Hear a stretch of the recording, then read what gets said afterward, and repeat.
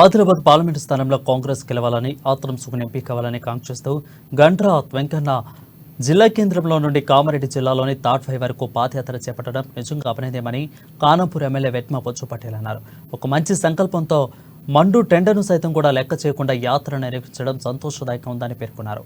స్థానిక కంది శ్రీనివాసరెడ్డి ప్రజాసేవ భవన్లో గండ్రతో వెంకన్నను కాంగ్రెస్ పార్టీ అభ్యర్థి ఆత్రం సుగుణ అసెంబ్లీ ఇన్ఛార్జి కంది శ్రీనివాసరెడ్డితో కలిసి శాలువతో సత్కరించారు. ఆయన స్ఫూర్తితో కాంగ్రెస్ పార్టీ కుటుంబం సభ్యులంతా గల్లీలో పాదయాత్రలు చేయాలని పిలుపునిచ్చారు. గండ్రతో వెంకన్న పాదయాత్ర చేపట్టడం అందరికీ స్ఫూర్తిదాయకమని, ఆయన సంకల్పం సిద్ధించాలని ఆత్రం సుగుణతో పాటు అసెంబ్లీ ఇన్ఛార్జి కంది శ్రీనివాసరెడ్డి ఆకాంక్షించారు.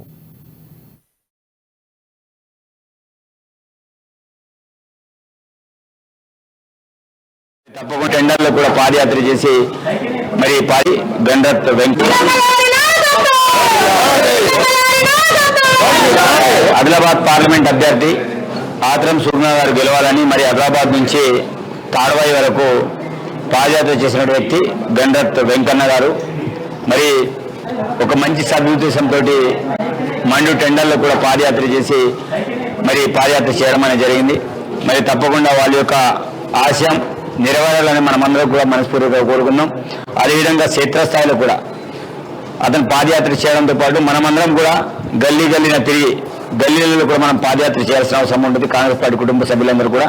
ఎందుకంటే ప్రతి గడపకి ఏదైతే రాహుల్ గాంధీ చెప్పినట్టు 5 న్యాయ సూత్రాలు ఉన్నాయో అవి ప్రతి డోర్ టు డోర్ వెళ్ళాలి. అదేవిధంగా స్టిక్కర్లు కూడా వెళ్ళాలి. దానికి బాధ్యులుగా మండల నాయకులు కావచ్చు, జిల్లా నాయకులు కావచ్చు, రాష్ట్ర నాయకులు కావచ్చు, అందరు బాధ్యత వహించి మరి కార్యకర్తలందరినీ కూడా మరి ముందుకు తీసుకెళ్తూ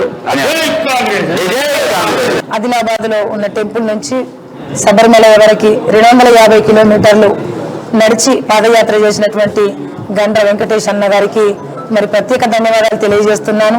ఎందుకంటే ఆదిలాబాద్ పార్లమెంటు కాంగ్రెస్ పార్టీ గెలవాలి, మరి సుగుణక్క తప్పకుండా గెలిచి మరి పార్లమెంటుకు పోవాలి, అక్కడ రాహుల్ గాంధీ గారు ప్రధానమంత్రి కావాలి.